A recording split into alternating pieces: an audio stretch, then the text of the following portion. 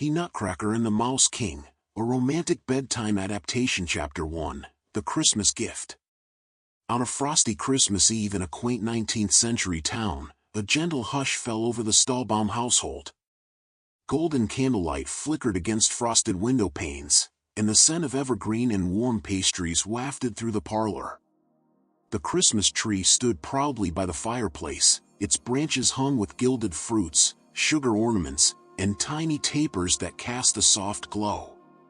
In this dreamy, fairy-tale scene, little Marie Stahlbaum gazed around with shining eyes, her heart brimming with wonder and anticipation on this most enchanted of nights.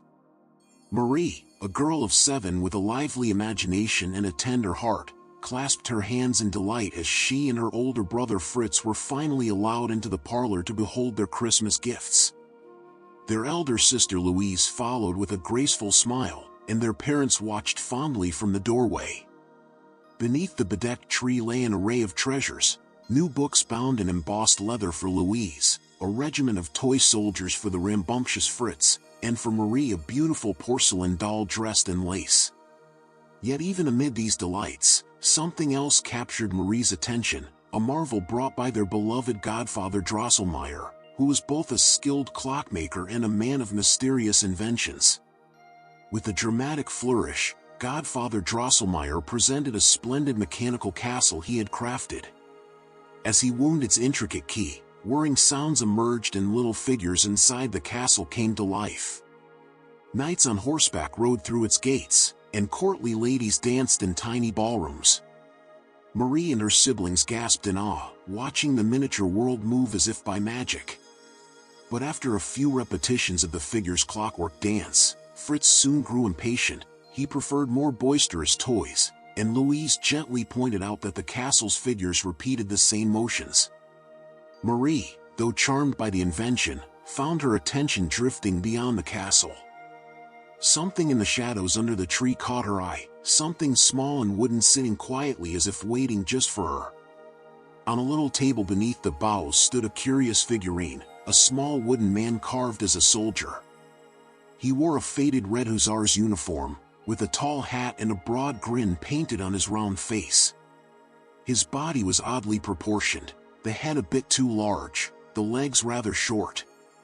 To most he might seem a comical little fellow, perhaps even a bit ugly, but Marie felt a sudden warmth of affection for him. She carefully picked up the Nutcracker and examined his kind, painted eyes. "Who does this belong to?" she asked softly, almost afraid someone would snatch him away. Dr. Stahlbaum, her father, approached with a gentle laugh. "He belongs to all of you, my dear," he said, touching Marie's shoulder. "But since you are so fond of him already, I think Nutcracker will be happiest under your care." At this, Marie beamed with pride. She cradled the wooden Nutcracker in her arms, as though he were a newborn prince, and vowed to keep him safe. Fritz, intrigued by anything involving soldiers, immediately asked to try the Nutcracker's jaw on some walnuts. Marie was hesitant, but Fritz was already placing a nut between the figurine's teeth. With a crack, the shell split neatly. Overjoyed, Fritz began feeding the Nutcracker more and more nuts, seeking bigger ones each time, until he forced a particularly large walnut into the poor little man's mouth. Crack! The walnut refused to yield, and instead the Nutcracker's lower jaw gave a terrible split and hung loose. Fritz stepped back in dismay at what he'd done, but Marie let out a soft cry. "Oh, his poor jaw," she lamented. Tender-hearted Marie quickly fetched a ribbon from her new doll's dress and gently bandaged the Nutcracker's broken jaw. "Don't worry," she whispered to the doll-like soldier, holding him close. "I'll take care of you. You'll be as good as new soon, I promise." Drosselmeyer chuckled from his armchair where he observed the children. The eccentric old man's eye patch glinted in the firelight as he smirked. "No need to fret, my dear, he's only a bit of wood, after all." But Marie felt certain there was more to the Nutcracker than mere wood and paint. She thought she saw a flash of gratitude in his painted eyes as she swaddled him, and she shot Drosselmeyer a stubborn look. "God, Papa, he's not just wood. "He's very brave and dear," she insisted softly. Drosselmeyer merely smiled and said nothing, his expression unreadable. Soon, the evening drew to a close. The grandfather clock in the hall chimed 9, and Mrs. Stahlbaum ushered the children that it was time to prepare for bed. Fritz marched off contentedly with his toy soldiers, already reenacting battles up the stairs, and Louise carried her new books. Marie, however, lingered, still cradling her injured Nutcracker. With pleading eyes, she begged her parents, "May I stay up a while longer? Just to look after him? He needs me." Her mother and father exchanged a knowing glance and granted her a few extra minutes by the tree. They dimmed the parlor's lamps, leaving only the twinkle of the tree lights and the ember glow of the hearth, and wished her good night. Now Marie was alone in the hush of the parlor, save for the sleeping toys and the smiling Nutcracker in her arms. She found a little bed for him, a doll's cradle trimmed with tiny quilts, and laid him in it gently. The house was quiet, even the crackle of the fireplace had grown soft. Kneeling beside the cradle, Marie spoke in a whisper as if soothing a child. "How happy I am that you're with me," she told the Nutcracker. "Rest well, brave fellow. Godfather Drosselmeyer will fix you up in the morning. I just know there's so much you could tell me if you could speak. Perhaps in my dreams you will." She smiled, touching the wooden hand of the Nutcracker affectionately. In the stillness, the only reply was the faint tick-tock of the grandfather clock. The hour grew late and Marie felt her eyelids growing heavy, yet she was unwilling to leave her new friend. As the clock neared midnight, its chimes began to sound, gong, gong, gong, but then strangely, it seemed to falter. Marie blinked, her sleepy eyes open wider. Was the clock stopping? The great owl carved atop the clock face suddenly spread its wooden wings with a creak. In the dimness, Marie fancied she saw a small figure perched on the clock. Was that Godfather Drosselmeyer, sitting astride the clock's face? She rubbed her eyes. There sat the clockmaker himself, tiny as a toy, his colorful coat-tails draped over the clock's edge, nodding and winking at her. Marie could scarcely believe it. A soft, magical hush fell over the room as time itself seemed to pause under that wink. Before Marie could utter a sound, a faint scratching and scurrying noise reached her ears. It came from the corners of the room, from under the floorboards, from behind the walls. Candle flames flickered as if a draft had passed. She turned her head and caught sight of two gleaming red eyes peering out from a dark gap near the wainscot. Then another pair of eyes, and another. Small mice began slipping quietly into the room. In disbelief, Marie watched as a dozen mice, then dozens more, scampered out onto the moonlit floorboards. They were not ordinary mice from the cellar. They wore little matching jackets and marched as if in formation. Some carried tiny spears fashioned from kitchen skewers, others bore paper-thin shields.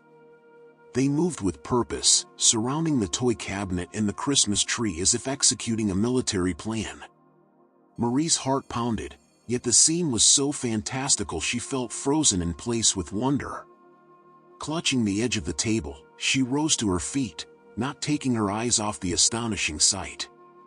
She realized with both fear and amazement that she stood at the threshold of something truly extraordinary. As the squeak of a tiny trumpet sounded from beneath the tree, Marie held her breath. An unforgettable adventure was about to begin. Chapter 2: The Midnight Battle. For a moment, Marie stood as still as a figurine herself, hardly daring to move. The mice battalion swarmed across the room in the eerie half-light. Their leader soon emerged into view, a gigantic mouse king, larger than all the rest, with sleek gray fur and eyes burning like embers. Most astonishing, and alarming, of all, Marie saw not one but 7 tiny crowns glittering upon his 7 tiny heads, a crown perched jauntily between each pair of pointed ears. The Mouse King bared his teeth in a fearsome sneer, and with a shrill, commanding squeak he rallied his troops forward. They advanced in lines, tiny spears gleaming like pine needles, encircling the Christmas tree in the toy cabinet as if preparing to lay siege. Marie's heart thudded in her chest. Is this a dream? She wondered, pressing back against the glass front cabinet that held her beloved toys. As if in answer, a soft tapping came from inside the cabinet. Marie glanced over her shoulder and gasped softly. Within the glass case, her toys were stirring to life.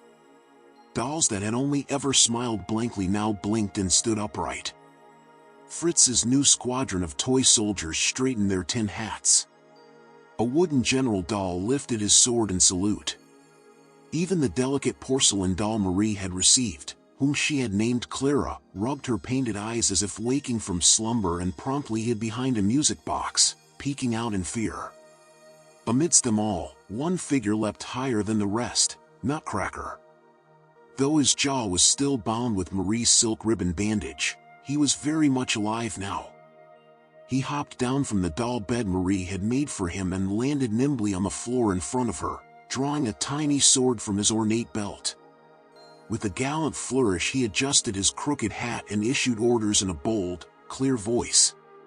To arms, my loyal vassals. Forward, brave soldiers, and fear not the vermin host. At his cry, the toy soldiers formed ranks at his back. 2 tin drummers began pounding a marching rhythm on their little drums, and a wheeled cannon, one of Fritz's playthings, rolled out from beneath the tree, manned by a gumdrop soldier and a gingerbread sergeant major. So began a fantastical battle beneath the Christmas tree, unlike any Marie could have imagined. The mice forces charged first, scurrying across the carpet and floorboards in waves. They were met by Nutcracker's troops and a clatter of tiny swords and a popping of toy gunfire. Little flashes of light and puffs of smoke came from the toy cannon as the candy soldiers fired sugar plum cannonballs into the fray. The porcelain doll Clara let out a squeak of alarm and covered her eyes, and some of Marie's smaller dolls scattered, tumbling out of the cabinet to take cover behind furniture. But others joined the fight. A bold toy harlequin sprang forth to trip a line of advancing mice with his toy fiddle bow, and a toy cavalry of tin horses pranced in to scatter the rodents. Marie watched in awe and anxiety as the battle played out at her feet. The mice, though diminutive, were ferocious and numerous. They climbed the table legs and swarmed onto the toy fortress that Fritz had built earlier from blocks, overwhelming some of Nutcracker's poor soldiers. Marie's heart twisted as she saw a tiny tin soldier fall with a scratchy cry, dogpiled by chittering mice, who fortunately were so small that the soldier popped back up with only a dent or two.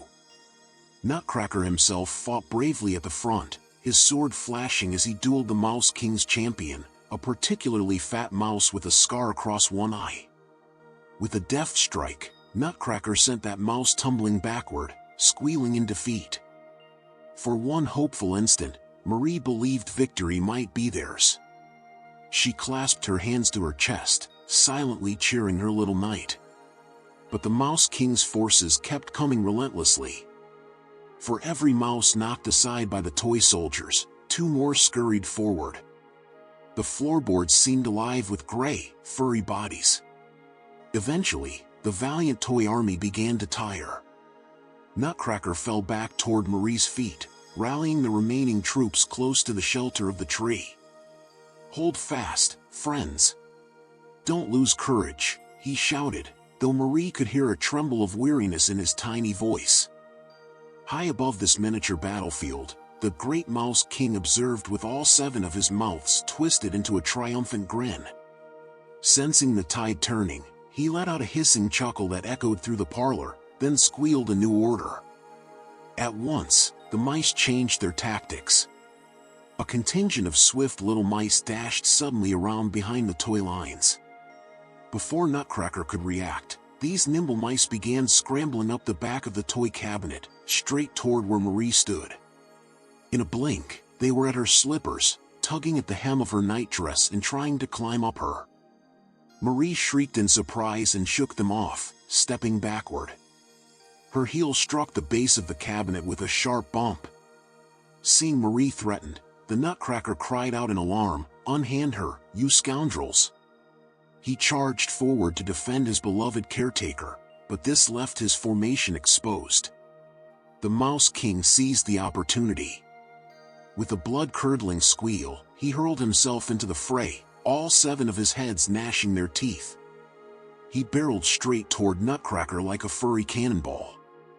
Nutcracker parried frantically with his sword, but the force of the Mouse King's charge knocked the little wooden soldier off his feet. Marie saw her dear Nutcracker stumble and fall with a small cry, his sword clattering away. In a heartbeat, the massive Mouse King loomed over him, preparing to deliver a vicious bite with his sharp incisors. "No!" Marie cried. Without thinking, she stepped forward, slipping her right foot out of its satin house slipper. With all her might, she flung the shoe straight at the Mouse King. It sailed through the air and struck the creature squarely on one of his crowned heads. The Mouse King yelped in surprise and pain, momentarily reeling back. His many crowns jingled as he shook his heads in confusion. At the same moment, Nutcracker's troops regrouped. The toy cannon fired once more, and a barrage of sugar plums pelted the disoriented mouse monarch. The Mouse King shrieked furiously, but now he sounded more afraid than fearsome. He scurried back from Nutcracker, trying to retreat into the shadows with his army. Marie's courageous act had turned the tide. The mice wavered, seeing their leader in retreat. A cheer went up from the toy soldiers. "Hurrah for Lady Marie!" squeaked the Harlequin, waving his little cap. Nutcracker, back on his feet, raised his arm and rallied his troops to press the advantage. "After them, brave friends! Drive them back," he commanded. The dolls and soldiers charged with renewed vigor, chasing the mice across the parlor and nipping at their heels. The Mouse King, dazed and furious, was carried along with the fleeing horde, disappearing under the floorboards from whence they came. In moments, the battle was all but over, save for a few straggling mice who slipped away under the skirting, vanishing into the dark.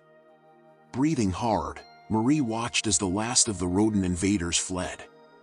The toy warriors were jubilant in victory, tiny voices cheering and trumpets sounding a high, thin note of triumph. Nutcracker retrieved his sword and then turned to look up at Marie. She saw gratitude and admiration shining in his painted eyes. He placed a hand over his heart and bowed deeply to her, acknowledging that her quick thinking had saved him from defeat. Marie felt a warm rush of relief and joy. But just as she managed to smile down at her little friends, a wave of dizziness overtook her. She had stepped backward quite hard, right into the glass door of the cabinet, and only now did she notice that the glass pane had cracked from the impact. In fact, one glass panel had shattered completely. Marie felt a sting in her arm and looked to find a thin line of red blood welling up where a shard had cut her just below the elbow. "Oh," she murmured softly, swaying on her feet. The excitement, the fear, and now the injury were too much for her young senses. The room began to spin gently as if the very ground were turning to clouds. "Marie! Milady, you are hurt," Nutcracker's tiny voice sounded distant to her ears. She saw him rushing toward her foot, his arms out as though to catch her, but her vision blurred. The last thing she remembered was the concerned chorus of little dolls' voices rising around her and the sight of Nutcracker's ribbon-bound jaw looking up at her in worry. Then the candlelights on the Christmas tree seemed to stretch into long streaks of golden starfall, and everything went dark as Marie sank into a deep faint. Chapter 3: The Tale of the Hard Nut. Marie awoke to the pale winter morning light filtering softly through her bedroom curtains. For a moment she lay still, gazing up at the familiar painted flowers on the ceiling and wondering if the night's events had been nothing more than a fevered dream. Her right arm throbbed dully. When she sat up, she noticed a clean white bandage wrapped around it. It was true, she really had cut herself. A delicate vase of fresh flowers stood on her nightstand, and beside it lay her beloved Nutcracker doll, his jaw neatly repaired and fixed back in place. Someone had tied a neat bow on his little red uniform jacket, as if to cheer him up. Marie reached out and tenderly cradled the Nutcracker. "Oh, Nutcracker, was it real? Did I truly see you fight the Mouse King?" she whispered. The wooden figure offered no answer, yet his painted eyes looked so gentle that Marie felt comforted all the same. Before long, Marie's mother came bustling in, relieved to see her awake. "My darling, you gave us quite a fright," Mrs. Stahlbaum murmured as she sat on the edge of the bed and smoothed Marie's hair. "You fainted and cut your arm on the cabinet door. Thank goodness it wasn't worse." Marie blinked, trying to gather her thoughts. Everything that happened, the battle, the talking dolls, the Mouse King, it all seemed so fantastical in the clear light of day. She wanted desperately to explain, to make her mother understand that it wasn't mere imagination. "Mama," she began slowly, "the mice, they were everywhere. And Nutcracker, he came alive. He fought so bravely." But her mother only shushed her gently. "Hush now, darling. You had a bad dream. You were ill with fever when we found you. The doctor said you must rest and not agitate yourself with wild tales." Marie's protest died on her lips. She looked down at Nutcracker in her arms. Could it really have been just a dream? It felt so real. A tear of frustration gathered in her eye. Just then, her father and Fritz peeked in to see her. Fritz looked concerned, and also a bit guilty. In his hands he held Marie's satin slipper, which had been recovered near the tree. "Marie, I'm sorry," Fritz blurted out, his face red with remorse. "It's my fault you stayed up. I shouldn't have broken your Nutcracker's jaw and made you worry. I heard I might have caused you to trip when you were carrying him." Marie realized her family thought she had cut herself while caring for the Nutcracker, perhaps dropping him. They couldn't fathom the true cause. She managed a small smile for her brother. "It's all right, Fritz," she replied softly. "Nutcracker's better now, see? Godpapa fixed him."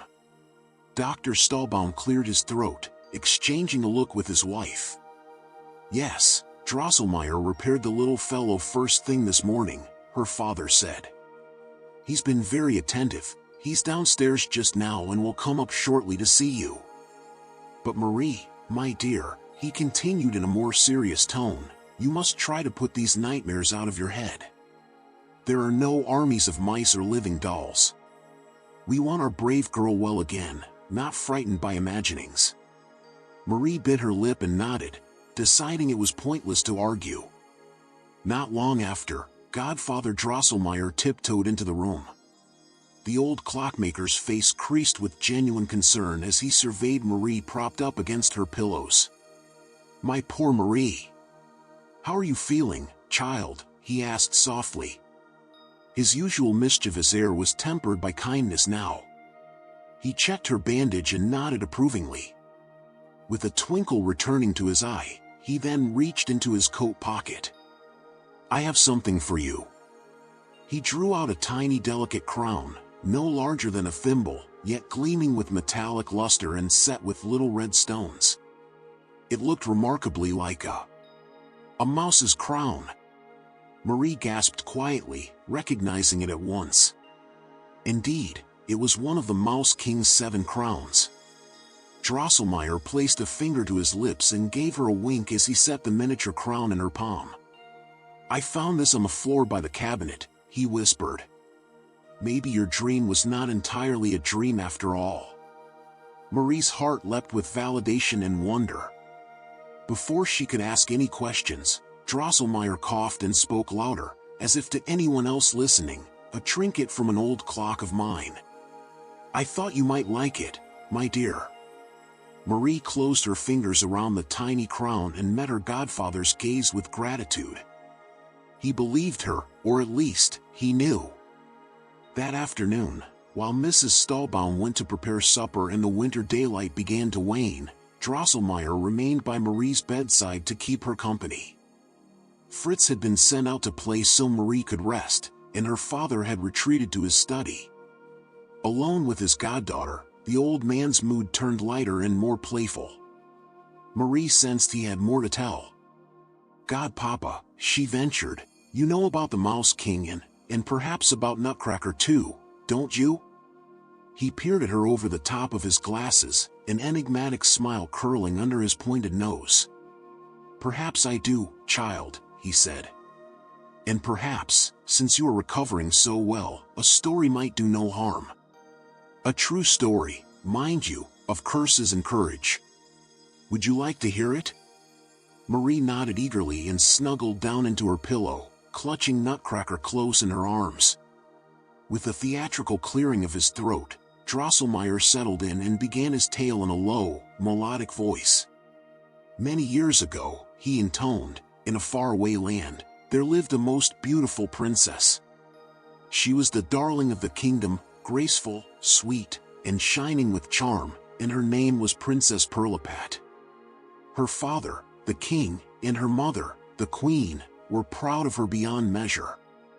But when Pirlipat was just a rosy-cheeked infant in her cradle, a dreadful misfortune befell her, one that would set in motion a chain of magical events." Marie closed her eyes, letting the imagery of Godfather Drosselmeyer's story wash over her. In her mind she saw a grand palace with marble floors and golden chandeliers, where baby Pirlipat cooed in a cradle adorned with silk. Drosselmeyer's soft voice carried on, "Now, in that palace also lived the Mouse Queen, an ancient and cunning creature named Madame Mouserings. She and her countless mouse children had long lived secretly in the walls of the royal kitchens. One night, the king's head cook was preparing a grand feast, sausages stuffed with the sweetest suet for the king's dinner.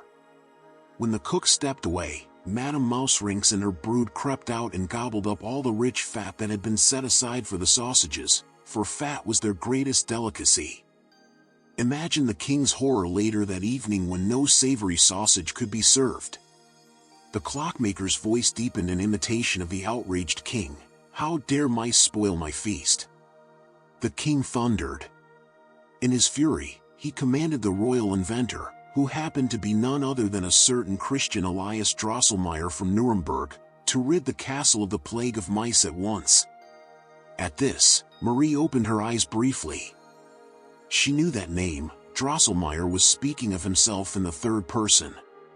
He gave her a little nod and continued, describing how the skilled inventor set clever mousetraps throughout the palace, luring the mice with bacon and bits of cheese. Many a mouse was caught, Drosselmeyer narrated dramatically, and Madame Mouserings lost several of her dear children to these traps. The Mouse Queen's grief and anger were terrible to behold. With her tiny paw raised to the heavens, she swore vengeance on the king and especially on the queen's precious little baby, Princess Pirlipat. Late one night, the wicked Madame Mouserings slipped into the nursery where Princess Pirlipat slept peacefully in her cradle. The only guards were the nursemaids and a few dozing cats placed there to ward off mice, but by some trick, perhaps a lullaby of magic squeaks, the Mouse Queen sent the cats into a deep slumber and approached the cradle. She uttered a fearful curse, Drosselmeyer said gravely, and in that instant, little Pirlipat's lovely face changed. When the nursemaids woke and looked upon the baby, they screamed in fright. The princess's bright blue eyes were bulging huge and her sweet rosebud mouth had stretched into a wide, toothed grin. She had sprouted a beard of soft cottony white on her chin. The beautiful infant now looked, well, rather like a little nutcracker. Marie couldn't help but gasp softly in dismay. She imagined the poor queen's shock when she beheld her enchanted child. The king was furious, continued Drosselmeyer. He blamed his inventor, myself, for failing to protect Pirlipat. In a rage, he threatened to have Drosselmeyer executed if a cure wasn't found within 4 weeks. So, with heavy hearts, Drosselmeyer and the court astrologer consulted their books of magic in the stars above. At last, they discovered a possible remedy for the curse. Princess Pirlipat, to regain her beauty, must eat the kernel of the mystical crockatuck, the hardest nut in the world. This nut must be cracked open and delivered to her by a man who has never worn boots and never shaved his beard, a truly innocent youth. And after cracking the nut with his teeth, This youth must close his eyes, step backwards 7 paces, and not stumble. Only then would the curse be broken. Such was the prophecy. The quest that followed was arduous and long. Drosselmeyer described how he and the astrologer traveled the world for years in search of the fabled Nutcracker, visiting witches and wizards, forests of oak and groves of walnut, but finding nothing. Princess Pirlipat grew up in the meantime. Though she had become otherwise a healthy young girl, her appearance remained comically grotesque under the curse, to her parents' despair. At last, after 15 years of fruitless searching, Drosselmeyer returned to his hometown of Nuremberg. And lo and behold, there in the workshop of his cousin, a toymaker and dollmaker by trade, he finally discovered a dusty old nut claimed to be the legendary Crockatuck itself. It was as big as a goose egg, with a shell so hard it could break mortal teeth. By great fortune, Drosselmeyer also realized the second half of the cure might be standing right before him, his cousin's own son, a gentle-hearted young man who had never in his life worn boots, preferring slippers, and whose cheeks had yet to feel a razor's blade. This young man, Drosselmeyer's nephew, agreed to accompany him back to the king's court and attempt the feat to save Princess Pirlipat. Marie found herself listening with rapt attention, fully immersed in the tale and suspecting she knew who that young man would become. Drosselmeyer went on. When they returned, many high-born men had already tried and failed to crack the fabled nut. Some had lost teeth in the attempt. The king, though desperate, was wary, for he had promised Pirlipat's hand in marriage to whoever broke the curse. Still, when the royal court beheld Drosselmeyer's handsome, modest nephew, hope rekindled. The queen fed Princess Pirlipat one last morsel of sweet before the attempt, and the young man was handed the Nutcracker. He placed it between his strong teeth. Here Drosselmeyer paused for suspense, then gave a crack.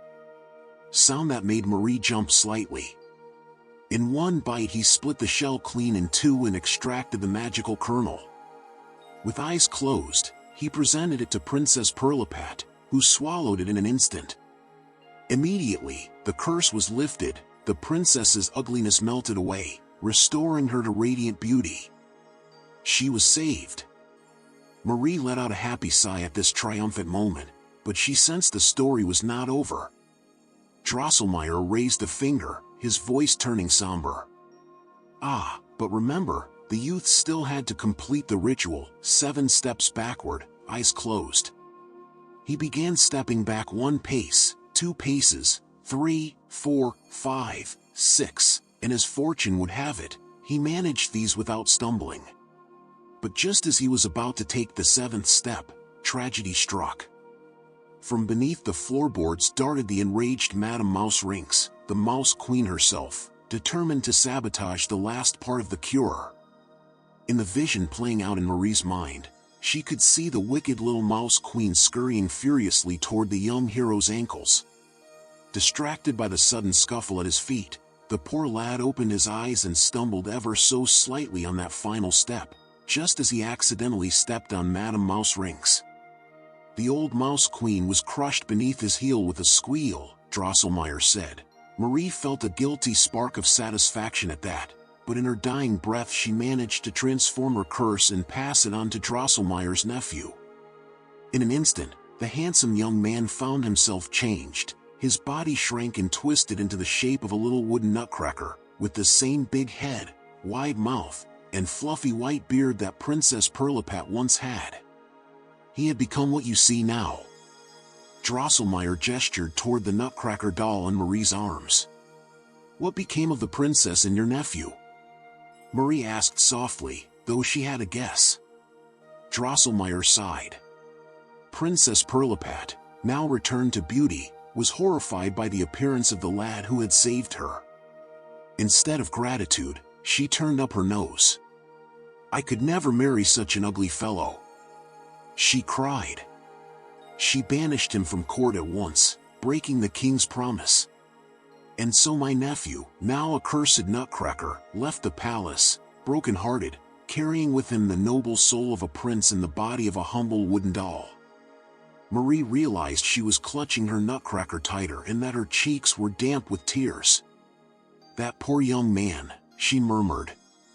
"How cruel of Princess Pirlipat. She owed him her life and beauty." Drosselmeyer nodded gravely. "Indeed. Pirlipat became queen eventually and married someone else, never sparing a thought for the brave youth she wronged. But my nephew's story was not yet done. Madame Mouserinks had been defeated, yes, but she left behind a son, the Mouse King you saw, who inherited his mother's hatred. The Mouse King with 7 crowns plagued my poor nephew, pursuing him wherever he went. For years, the Nutcracker wandered from dollhouse to dollhouse, kingdom to kingdom, always defending toy realms from the Mouse King's mischief, waiting, hoping for the day the curse might be broken."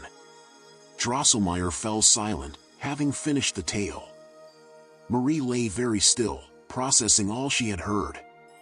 The fading light of sunset cast long shadows in the room, and she could see that Godfather Drosselmeyer's single eye behind his patch glittered with emotion.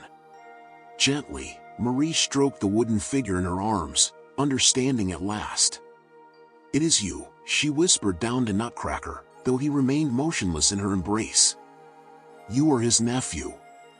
You've been under our noses all along." She looked up at Drosselmeyer. "Godpapa, is it truly your nephew? My Nutcracker?" Her voice quavered with both wonder and sorrow. The old man neither confirmed nor denied it plainly. He simply gave a slow, knowing smile and stood up, stretching his back. "I think, my dear, that you know the answer in your heart," he said softly. "But remember, even a powerful curse can be broken. Often it takes but a kind and faithful soul, someone who will love the cursed one despite appearances, someone who will not turn away, as Princess Pirlipat did." He tapped Marie's chin affectionately. "Rest now, child. You're still healing, and there may be more adventures ahead if you keep faith." After Drosselmeyer left her room, Marie lay awake for a long while, the stars outside her window blinking into existence one by one in the deep blue night. She held Nutcracker against her heart, feeling a fierce protectiveness and affection for him. "I will never be like that selfish princess," she whispered into the quiet dark. "I promise I'll care for you and never reject you, no matter what." In reply, the Nutcracker's painted smile seemed to warm just a little. With that vow echoing in her mind, Marie finally drifted into a peaceful sleep, unaware that destiny had already begun to turn on the promise of her gentle heart. Chapter 4: The Mouse King's Bargain. The days that followed were calm and wintry bright, and Marie's arm healed well. In the daylight hours, everything magical seemed to retreat into memory. The Nutcracker doll sat peacefully among her other toys, and no sign of mice troubled the house. Marie might have believed it truly had all been a fancy if not for the little mouse crown she kept hidden under her pillow, a tangible token of that uncanny night. Yet as twilight fell each evening, Marie found herself growing anxious.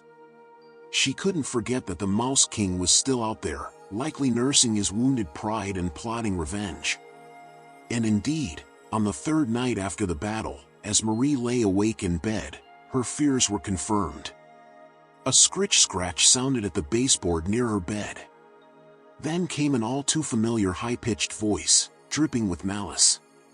"Princess Marie," it hissed mockingly, for the Mouse King dared address her with that title in scorn. Marie's heart lurched. She sat up and peered into the darkness. There, illuminated faintly by the moonbeam through her window, stood the Mouse King himself at the foot of her bed. His 7 tiny crowns glinted as he bobbed his grotesque heads. Marie stifled a scream, trembling. "Did you think you had seen the last of me, little girl?" squeaked the Mouse King. His whiskers twitched angrily.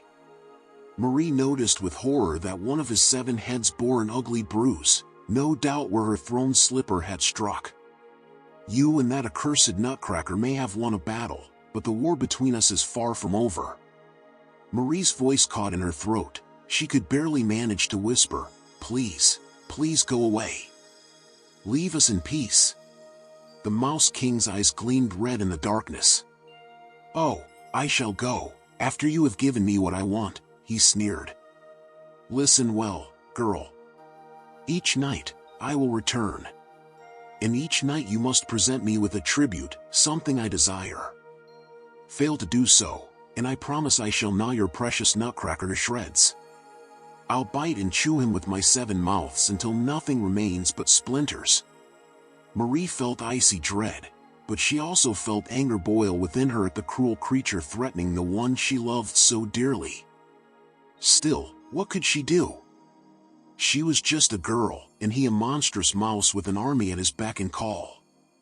With a shuddering breath, she nodded. What do you want from me?" she managed. The Mouse King's whiskers curved into a nasty semblance of a grin. "For tonight," he said, "I smell the sweet scent of sugar plums and gingerbread in this house. Lay out every candied fruit, every cookie and sweet that was given to you for Christmas. Pile them on the floor in the middle of your room. I shall come take them for my feast." Tears sprang to Marie's eyes. All the lovely treats she had received, marzipan and peppermint sticks, spiced cakes and sugar plums, they had been meant to be enjoyed over the holiday season or shared with friends. Now this horrible mouse demanded them as ransom. But what choice did she have? "Very well," she whispered, voice quavering. "Take them. Take it all, only please do not hurt my Nutcracker." The Mouse King let out a cruel chittering laugh. "We'll see about that," he spat, and in a blink he was gone, back into the shadows. That night, with a heavy heart, Marie gathered every sweet treat from her bedside basket and her Christmas box. She silently placed them on the hardwood floor. Sure enough, much later, she heard scampering footsteps and the sounds of greedy squeaks. Though she couldn't bear to watch, Marie knew the Mouse King and his litter of mice were carrying off her beloved candies piece by piece through some crack under the floor. Come morning, not a single sugar plum remained. The next day, Marie was quiet and pale. Her mother remarked that perhaps too many treats had made her ill, not realizing none were left. Marie dared not tell anyone the truth. That evening, she fortified her courage and decided to sleep with her hand protectively on the Nutcracker tucked beside her. When midnight came, so did the Mouse King, slithering out of the darkness with a triumphant grin. What a feast we had," he squealed.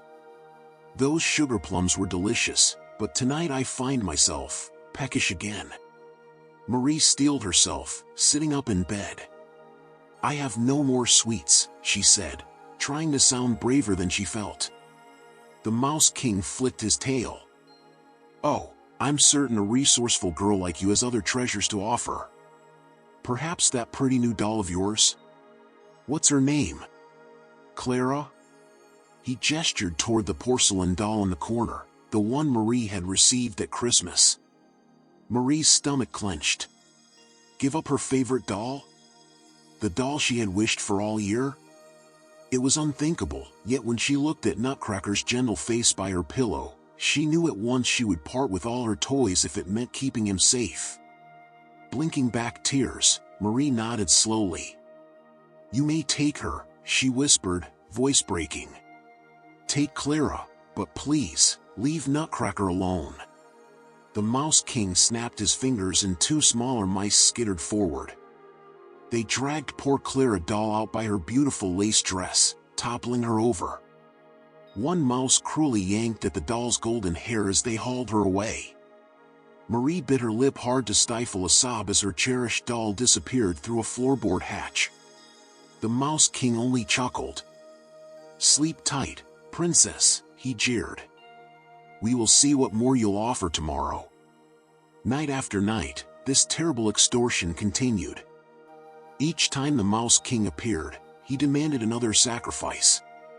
One night it was the satin ribbons from Marie's hair and the brocade vest from one of Fritz's toy soldiers, which the mice paraded around in mockery.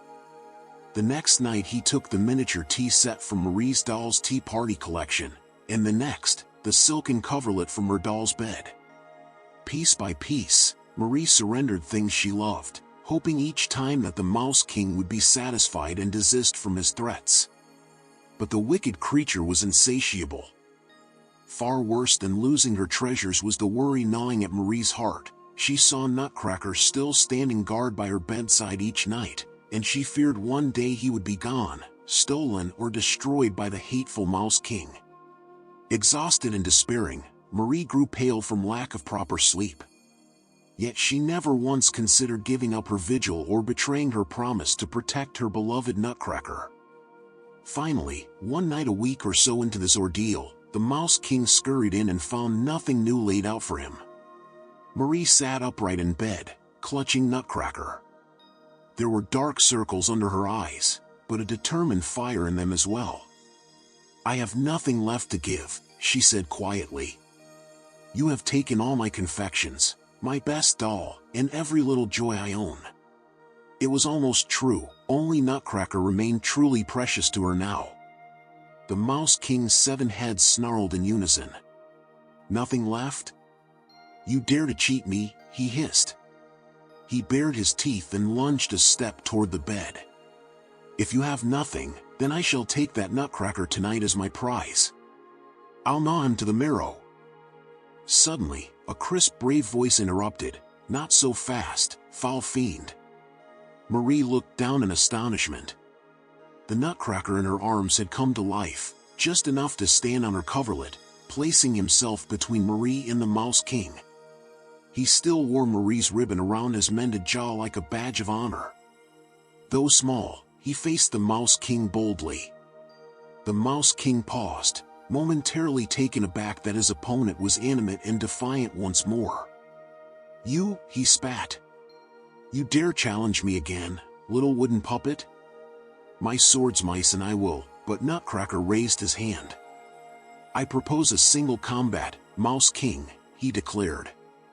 "You and I, once and for all. But I require one thing before I can meet you on the field of battle, a trusty sword." The Mouse King let out a series of chittering laughs. "Ha! You think to bargain with me now? Look at you, broken toy, you have no sword, no army. Why should I humor you?" Nutcracker drew himself up proudly. "Because if you refuse, you will forever be remembered as a cowardly cur," he retorted, "and every creature of the underfloor will know you feared to face the Nutcracker Prince in fair duel." At this grand proclamation, Marie's breath caught. "Nutcracker Prince?" He spoke as one regal indeed. The Mouse King's eyes narrowed with hatred, but perhaps also a sliver of doubt. "Very well," he snarled. "Find yourself a toy sword, and tomorrow at midnight we'll settle this. But mark me, I shall show no mercy." In a gust of cold air, the multi-headed monarch vanished with an angry squeak, leaving Marie and Nutcracker alone in the moonlight. Marie let out a shaky sigh and gently set Nutcracker in her lap. He turned to look at her with his kind, painted eyes now warm and alive. "Dear lady," he said softly, "forgive me for involving you in such danger. You have sacrificed so much for my sake." Marie's eyes filled anew with tears, but not of sorrow, rather with relief and affection. "I would do it all again," she whispered, touching his wooden cheek. "But you mustn't face him alone. He's terribly strong." Nutcracker took her hand in his tiny one. "I have a plan, but I'll need a good weapon. Can you help me secure a sword, milady?" Marie thought immediately of Fritz's toy soldiers. "Yes," she said, wiping her tears. "Fritz has a splendid little saber that might suit you." The next morning, Marie begged her brother for the loan of the small silver sword from one of his toy hussars. Fritz, who had been deeply worried about Marie's recent melancholy, agreed at once, though he was puzzled. "What on earth do you need it for?" he asked. Marie mustered a bright smile. "It's for Nutcracker, so he can guard us better at night." Fritz shrugged, handing over the tiny sword, and gave his sister a quick hug. He truly wished for her to be cheerful again. That night, just before midnight, Marie and the Nutcracker shared a quiet, resolute moment. She had placed the little sword at Nutcracker's side. He bowed to her, his expression solemn yet hopeful. "If fortune favors us, dear Marie," he said softly, "by dawn the Mouse King will trouble you no more. And then, if you are willing, I shall show you wonders you have never dreamed of." Marie managed a small smile and nodded. "Please be careful," she breathed. Trusting in him, she lay back on her pillow. At Nutcracker's gentle urging, she closed her eyes as if to sleep. "Whatever happens, do not fear," he whispered. "Your courage and kindness have given me strength. All will be well." Marie kept her eyes shut, silently praying for her brave little knight. The clock struck 12. She heard a rustling and the faint patter of many tiny feet. The Mouse King had arrived with his cohorts. There was a hiss and a clank as Nutcracker confronted him. Though Marie ached to watch, she stayed still, honoring Nutcracker's wish that she not see the violence to come. The floorboards echoed with the scuffle of a duel far smaller than any ordinary battle, yet to Marie it was the most important fight in the world. She gripped the edge of her quilt, listening intently. There was a furious squealing, the sound of tiny steel striking, a shout in Nutcracker's voice, then at last a piercing cry quickly choked off. Silence fell. A moment later, Marie felt a gentle tug at her sleeve. She opened her eyes. There stood Nutcracker, breathing hard but victorious. Over his shoulder, he carried a string on which were threaded 7 tiny golden crowns, stained and dull. He dropped to one knee on her bedspread, looking up at her with gratitude shining in his eyes.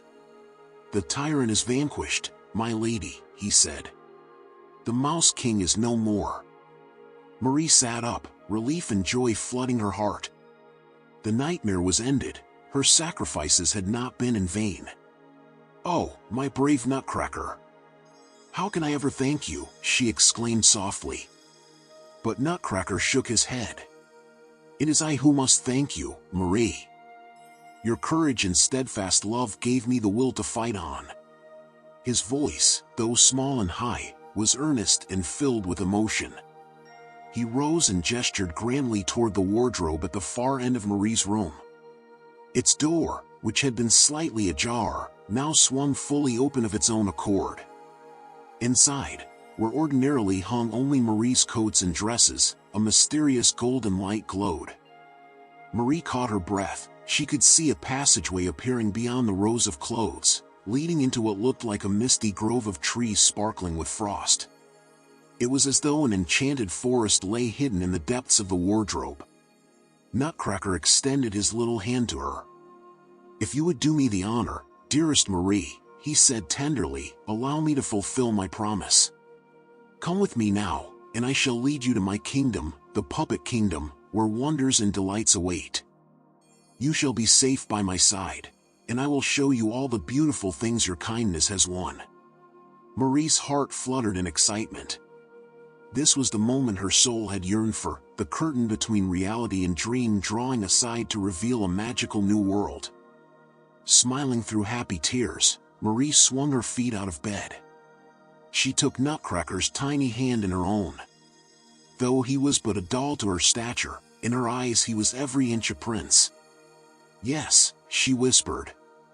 "Take me there." Without a backward glance, Marie stepped barefoot across the room, feeling as though she moved in a lovely trance. Side by side, the Nutcracker and Marie crossed the threshold of the glowing wardrobe, venturing into the enchanted realm beyond.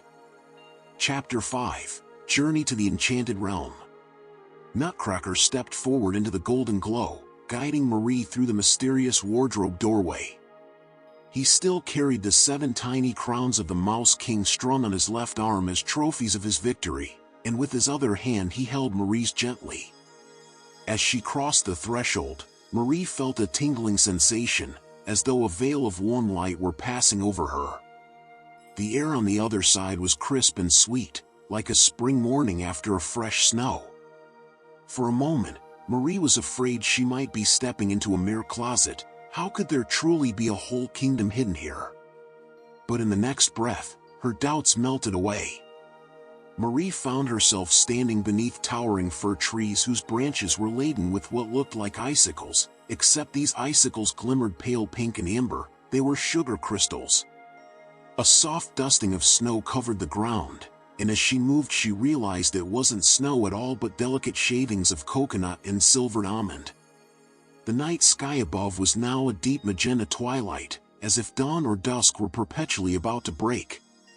Under the enchanted sky, the forest before her glowed with its own gentle radiance. Nutcracker smiled up at Marie. In this realm he appeared a bit taller than before, or was she somehow smaller?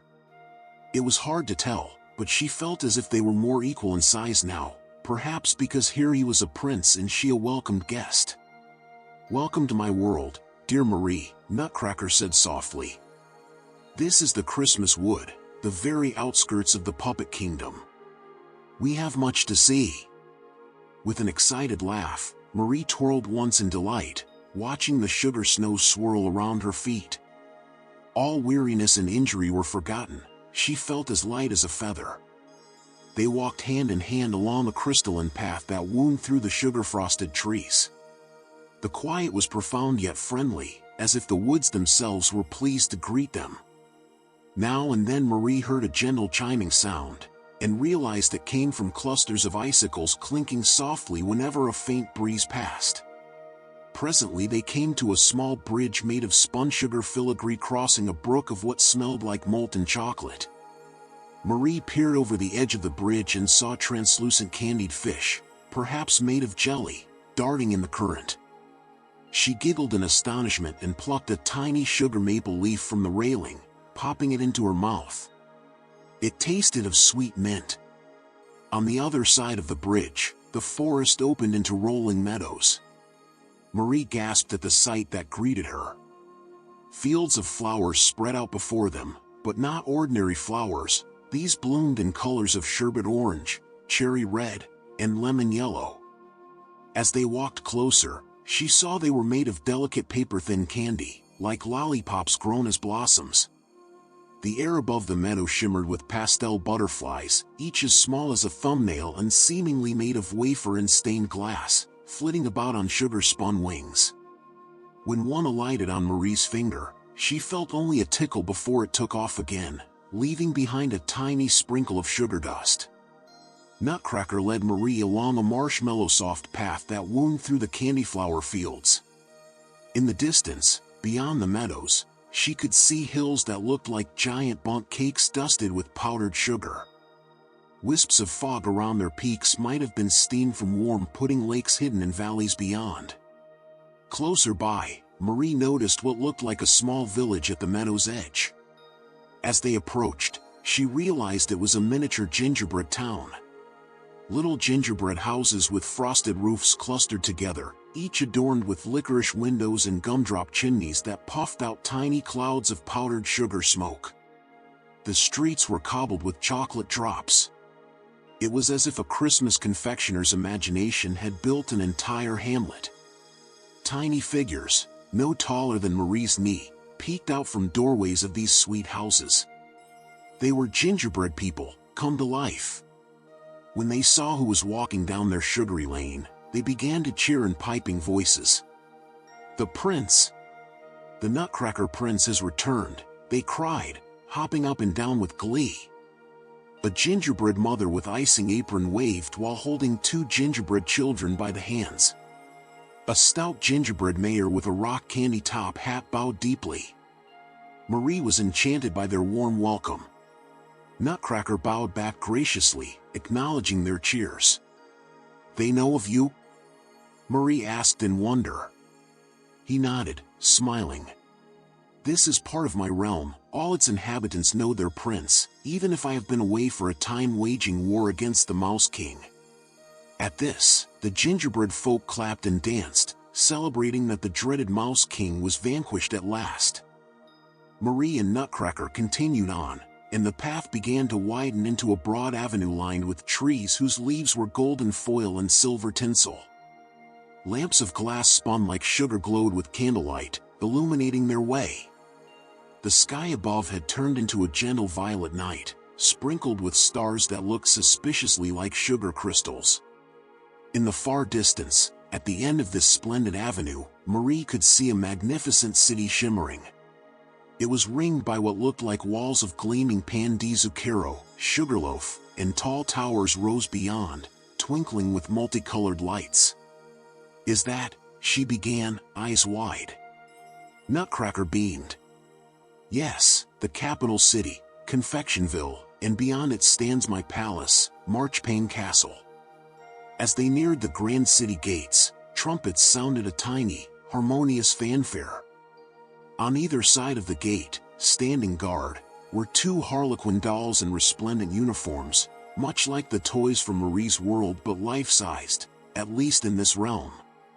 They snapped to attention and saluted the Nutcracker prince as he led Marie under the arched gate made of gleaming white nougat. Inside, Confectionville was a sight beyond her wildest dreams. Streets paved with alternating stripes of caramel and vanilla crisscrossed between buildings sculpted from all manner of treats. Here was a cathedral seemingly sculpted from pure spun sugar, its delicate spires sparkling. There a row of houses made of marzipan and Turkish delight, decorated with peppermint swirls. The whole city smelled of cake batter, cinnamon, and chocolate. Despite the richness of its materials, the city had an airy grace, as if everything might float away on a cloud of cotton candy. Elegant courtiers made of porcelain and sugar-plum fairies with iridescent wings flitted by, all turning to smile and bow as the prince passed with his guest. A few porcelain dolls in lovely gowns, perhaps princesses or duchesses of this realm, whispered behind their fans and waved at Marie, clearly delighted to see a human girl in their midst. Toy soldiers, similar to Fritz's but taller and handsomer, marched along the boulevards, tipping their hats in salute. Marie felt she had stepped into a fairy tale painting, yet it was all real around her. At last they arrived at the foot of Marchpane Castle. The castle's walls glowed a warm ivory, as if made from the finest almond paste, and they were embellished with filigree that looked like it had been piped from a confectioner's icing bag. High above, domes of spun sugar and jelly bean mosaics gleamed. The grand double doors before them were of polished wood, but carved with scenes of children at play and trees in eternal bloom. At Nutcracker's approach, the doors swung open. Inside stood an assembly of nobles and courtiers of the puppet kingdom, awaiting their prince. A regal figure stepped forward from among them, an older gentleman doll with a dignified air, perhaps carved from walnut wood, dressed in a coat that shimmered with strands of gold thread. He wore a small powdered wig and spectacles perched on the tip of his nose. Nutcracker bowed to him and Marie followed with a polite curtsy. "Permit me to introduce my chancellor," Nutcracker said to Marie. The chancellor gave a benevolent smile. "Your Highness," he addressed Nutcracker, "we rejoice at your safe return and victory. And we are infinitely honored to welcome your brave companion, Miss Marie." A cheer went up among those gathered in the castle foyer. Marie blushed, feeling shy but happy at the same time. The chancellor signaled, and two attendant dolls stepped forward, carrying a small cushion on which lay a delicate crown of spun sugar, shaped like a wreath of winter blossoms. Nutcracker took the sugar crown and turned to Marie. "This," he said, "is a token of our gratitude. Without your courage and love, none of us would be here celebrating. This realm owes you a great debt, Princess Marie." And before she could protest that she was no princess at all, he gently placed the light sugar crown upon Marie's brown curls. Everyone applauded. Marie felt warmth and joy swell in her chest. She felt as though she truly were a princess among these enchanted friends. The celebration that followed was like a wonderful dream. Music began to play, soft, tinkling tunes from an orchestra of tiny automaton musicians, and lively dances from figurines that whirled like spinning tops. A troupe of sugared almond ballerinas performed an ethereal dance, pirouetting on point as snowflake-like confetti drifted from above. Plates of delectable sweets were brought forth for Marie to taste. She sampled a spoon of glowing amber honey that made her feel as though she'd swallowed sunshine, a bite of candied orange that burst with nectar, and sipped warm spiced cocoa from a thimble cup held by a laughing tea-petal fairy. Time seemed to blur pleasantly as Marie reveled in wonder after wonder. At one point, the Nutcracker prince took her by the hand and they danced a gentle waltz in the center of the great hall, while all around, dolls and fairies and toys of every description danced as well. Marie's heart was so full she thought it might burst. She wished this magical night would last forever. She gazed at Nutcracker, his kind eyes looking back at her with pure happiness, and she realized that here, in this world, he was not a misshapen doll at all, but a true prince.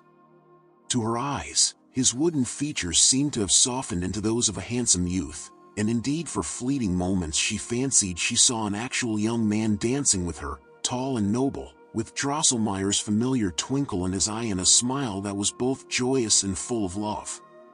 The waltz ended amid applause. Slightly breathless, Marie and Nutcracker retired to a balcony that overlooked the city. The sky above was a velvety night now, and huge sugar-spun stars twinkled close enough to touch. In fact, one tiny star drifted down like a dandelion fluff, and when Marie caught it in her palm, it dissolved into sweet stardust. Far below, the city of Confectionville glowed with cozy lights in every window and lantern-lit streets where joyful citizens still danced and celebrated. It was a scene of pure enchantment, and Marie felt tears of happiness on her cheeks. "Oh, Nutcracker," she whispered, "your kingdom is the most beautiful place I've ever seen. Thank you for bringing me here." Nutcracker looked into her eyes, his own shining with gratitude. "No, Marie, thank you. You broke the spell that hung over me by seeing beyond what others could see. This is as much your home now as it is mine. I hope you will remain here with me, always." His voice was gentle and earnest. Marie's heart gave a fluttering leap. Remain here? In this wondrous realm, by Nutcracker's side? It was everything she could ever want. She opened her mouth to reply, just as a great booming gong resonated through the night air. Marie started, looking around in confusion. The sound came again, an echoing chime that seemed to shake the stars themselves.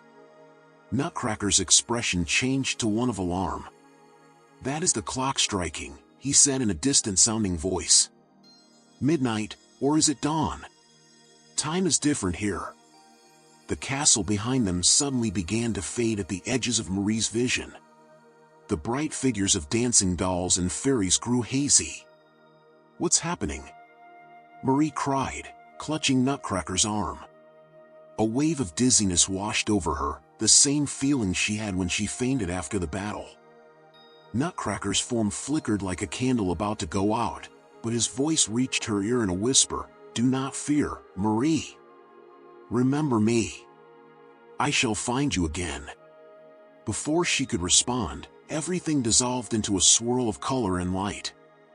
Marie felt herself falling gently backwards, as though cradled by invisible hands.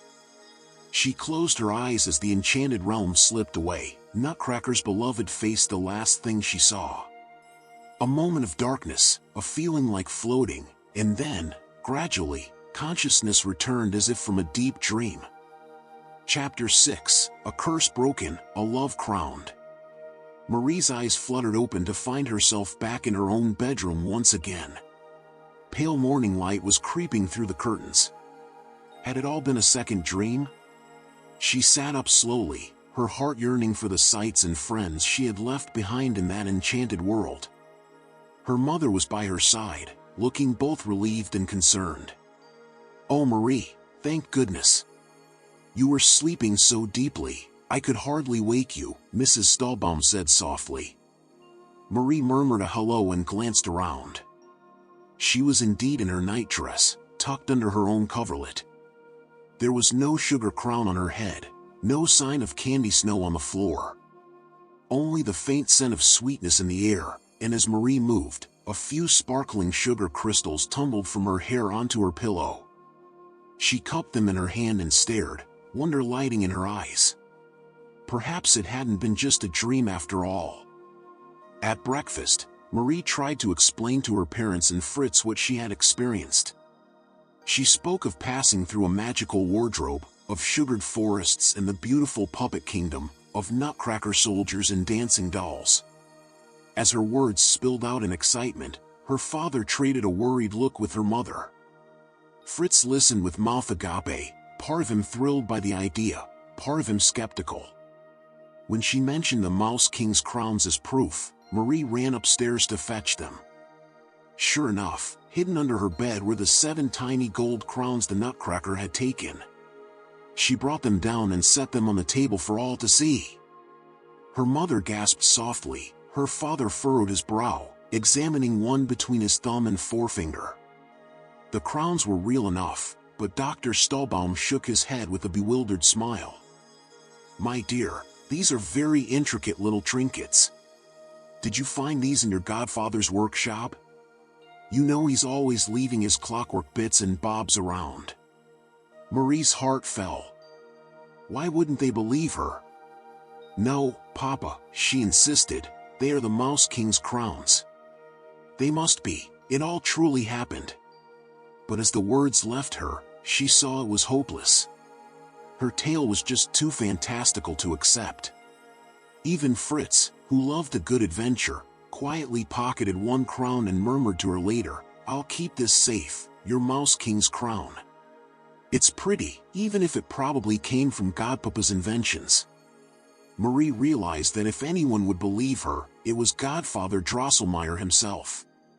Yet when he came by that day, he only gave her a wink and a gentle pat on the head.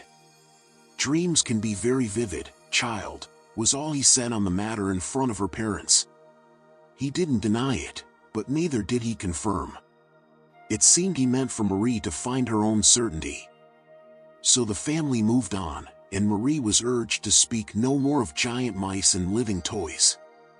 Winter vacation ended and a new year began. Marie helped pack away the Christmas decorations and her cherished Nutcracker was placed back in the glass front cabinet with the other favorite toys. Life returned to its normal rhythms, yet nothing felt quite the same for Marie. Every night she would glance hopefully at her wardrobe, wondering if the door would glow again or if a familiar small figure would come tapping at her window. But the enchanted realm remained just out of reach. Still, Marie's faith in her Nutcracker never wavered. She remembered vividly what Drosselmeyer had told her, that curses could be broken by a loving, faithful heart. And she remembered Nutcracker's final whisper in the dream, "I shall find you again." Those words lived in her heart like an ember, giving her hope. Often she would sit by the toy cabinet with the Nutcracker doll in her hands. She would tell him softly about her day, about how she missed their adventures and the friends she'd met.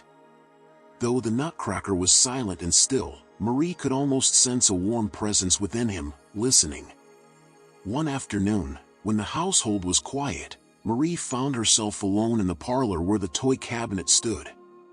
Godfather Drosselmeyer was there too, tinkering with the grandfather clock which he had partially disassembled on a work table. He hummed a little tune as he worked, paying her no mind. Marie opened the glass door of the cabinet and carefully lifted Nutcracker out. His painted face looked as cheerful as ever. The ribbon she had given him remained tied smartly around his fixed jaw. As she gazed at him, her heart swelled with affection. All the emotions she'd kept suppressed in the weeks since Christmas suddenly rose within her, gratitude for his bravery, sorrow that he was trapped in this form, and a fierce kind of love that she could not fully articulate. Cradling the Nutcracker in her arms, Marie began to speak, her voice barely above a whisper yet firm with conviction.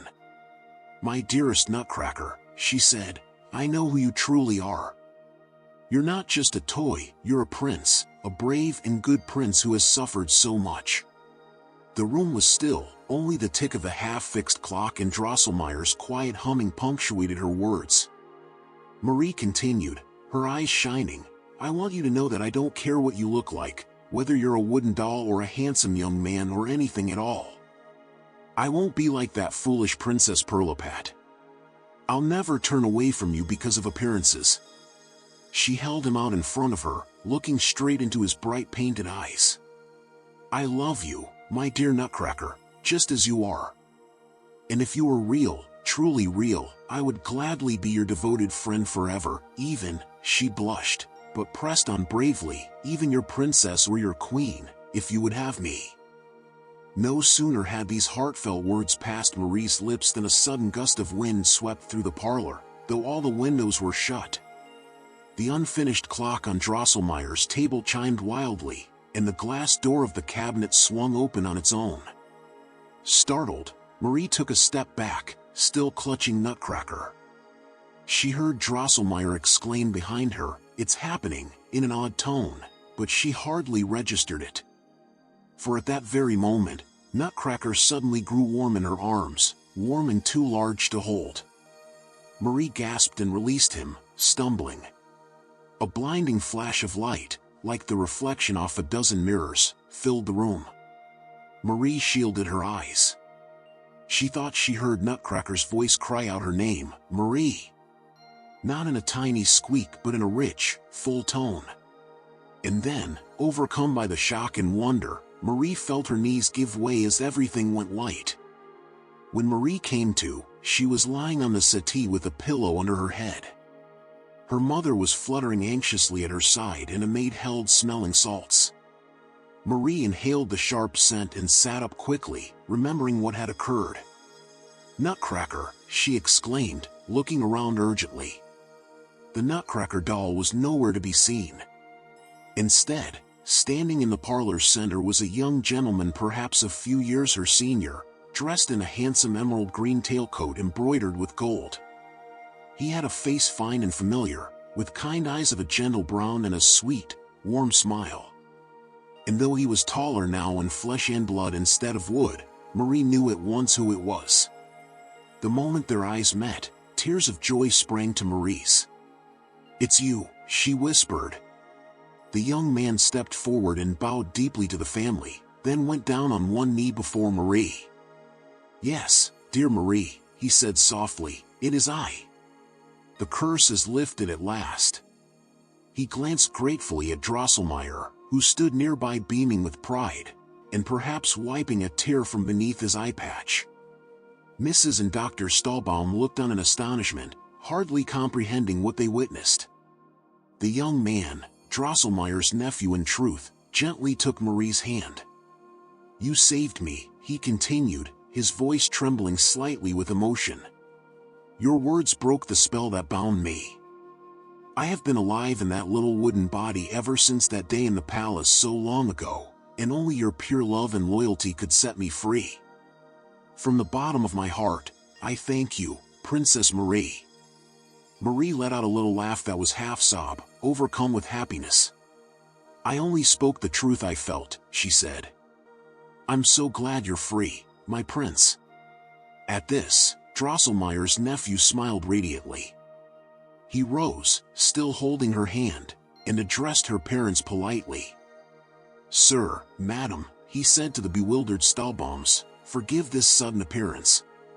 I am Christian Elias Drosselmeyer the Younger, recently relieved of an unusual enchantment." He smiled wryly. "Your daughter has been my salvation. With your permission, I would very much like to court her, and in time, make her my bride and queen of my realm." He turned to Marie again, eyes shining. "Marie, dear one, will you come with me to rule in the puppet kingdom as my princess? You promised even if I stayed a Nutcracker you would stand by me. Now I can promise you a life of wonders beyond your dreams, if you'll have me." Marie's face lit with a brilliant smile. She did not even need to think for a moment. "Yes," she cried, and threw her arms around him in a heartfelt embrace. The room erupted into commotion. Mrs. Stahlbaum nearly fainted from shock and joy, while Fritz dropped the toy sword he was holding in astonishment. Drosselmeyer clapped his hands together and let out a hearty, triumphant laugh. "It's settled then," the old clockmaker declared, wiping his eyes. "Love has won the day." In the days that followed, the Stahlbaum household slowly came to accept that something miraculous had indeed occurred. Magic and reality had intertwined, and the result was the happiness of their beloved Marie. Young Mr. Drosselmeyer proved himself a charming, intelligent gentleman, and though Marie was still quite young, her parents knew an extraordinary destiny was at work. Over the course of the year, he visited often, via very mysterious means at times. Occasionally Marie would simply turn around and find him in the parlor with a bouquet of candied flowers, having arrived as if by magic. In his presence, Marie blossomed with joy and grace that left no doubt she was meant to be a princess. Exactly 1 year and 1 day from that fateful Christmas, a splendid coach drawn by 2 silver horses appeared outside the Stahlbaum home. By then, all objections had long melted away in the face of Marie's radiant devotion and the evident nobility of her prince. In a small, intimate ceremony, Marie pledged her heart to Drosselmeyer's nephew. With her family's tearful blessings, and Fritz gazing in awe at the toy soldiers in attendance, she stepped into the enchanted coach beside her prince and waved goodbye. The coach carried them not to any church or hall in town, but straight into the shimmering realm of wonder beyond ordinary sight. Marie's parents watched, mouths agape, as the carriage simply vanished into a shaft of golden sunlight, whisking their daughter away to a fairy tale life. In the puppet kingdom, Marie was welcomed with open arms. The celebrations that had been prematurely cut off resumed tenfold, and at Marchpane Castle the young prince placed a delicate crown of pearls and sugared roses upon Marie's head. Thus, she became queen of that enchanted land, as beloved by its people as the prince himself. Under their joint reign, the realm flourished in eternal spring-like splendor, and never again did a mouse king or any foe disturb its peace. Back in the mortal world, the story of Marie's marvelous adventure became a cherished secret, spoken of only in hushed tones among the Stahlbaum family. Each Christmas, however, if you listen closely in the still of Christmas Eve night, you might hear the distant sound of tiny trumpets and the laughter of a girl who became a princess. For Marie's part, she lived out her days in joy and contentment, dividing time between her magical kingdom and visits to her loved ones at home. And whenever anyone marveled at her happiness, she would simply smile and say that love, courage, and a little bit of faith can weave the most beautiful dreams into reality. Happily ever after, Marie and her Nutcracker prince ruled with kindness and joy, proving that the most romantic, heartfelt tales can indeed come true when one holds steadfast to love. And so ends this story on a gentle note, like a lullaby fading into the night, leaving behind the warmth of dreams, the promise of magic, and the certainty that love conquers all.